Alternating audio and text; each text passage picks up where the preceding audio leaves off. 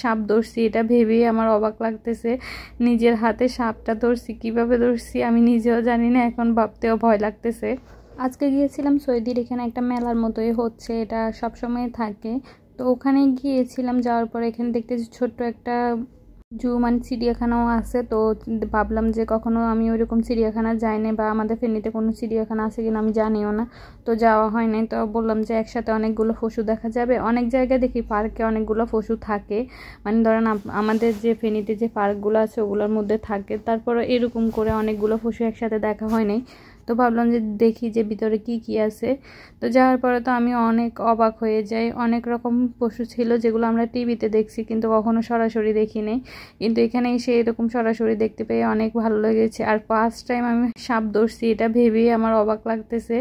নিজের হাতে সাপটা ধরছি, কিভাবে ধরছি আমি নিজেও জানি না, এখন ভাবতেও ভয় লাগতেছে।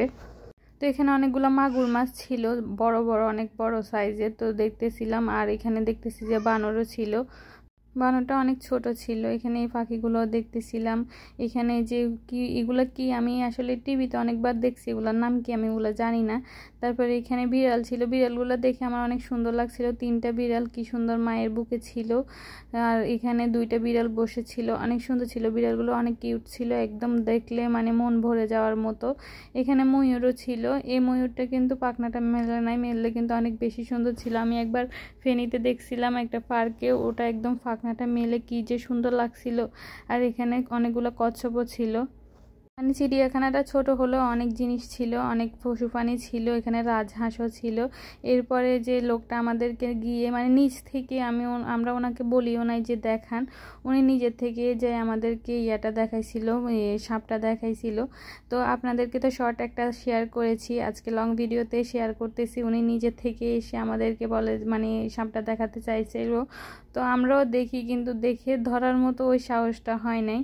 আর এটা কি ছিল, এটা কি উট পাখি নাকি বুঝতেছিলাম না আসলে। এটা হাঁটুগুলো ইয়ে করে রাখছিল, আসলে এটা কি কে জানে।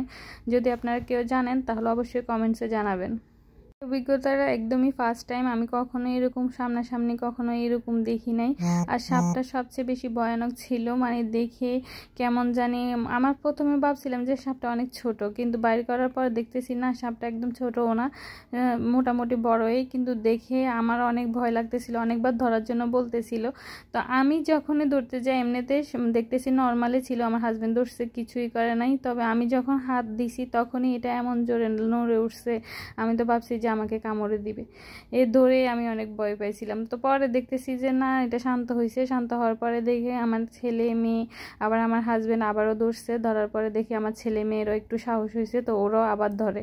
কিন্তু মানে মনের মধ্যে আমার মনে হয় যে সাপটা ধরার 10-15 মিনিট পরেও আমার মনে হচ্ছে যে হাতের মধ্যে এখনো সাপটা লেগে আছে, এই অবস্থা। বিড়ালগুলো আমার কাছে সবচেয়ে বেশি কিউট লাগছিল, সেজন্য আমি আবারও বিড়াল ভিডিওটা করছিলাম। অনেক সুন্দর ছিল বিড়ালটা, কেমন করে মা আগলায় রাখছে সবগুলা সন্তানকে, অনেক সুন্দর ছিল। এরপরে এটা কি গরিলা, আমার মনে হয় এটা গরিলাই হবে। তো গরিলা বা হনুমান যাই হোক, ওটাকে আবার দেখতেছি যে তখন শুয়েছিল, তারপরে আবার বসেছিল। তো আমার হাজব্যান্ড বলতেছিল এটা গরিলা, আমার কাছে মনে হচ্ছিল হনুমান। আসলে কি আপনারা অবশ্যই কমেন্টসে জানাবেন। এরপরে এখান থেকে আমরা আরও কয়েকটা পশু দেখি, মানে ছোট্ট ছোট প্রাণী দেখি, এগুলোর নাম আমি কখনো জানি না। তো আজকের মতো এ পর্যন্ত, কথা হবে অন্য কোনো ভিডিওতে। সবাই ভালো থাকবেন, আল্লাহ হাফেজ।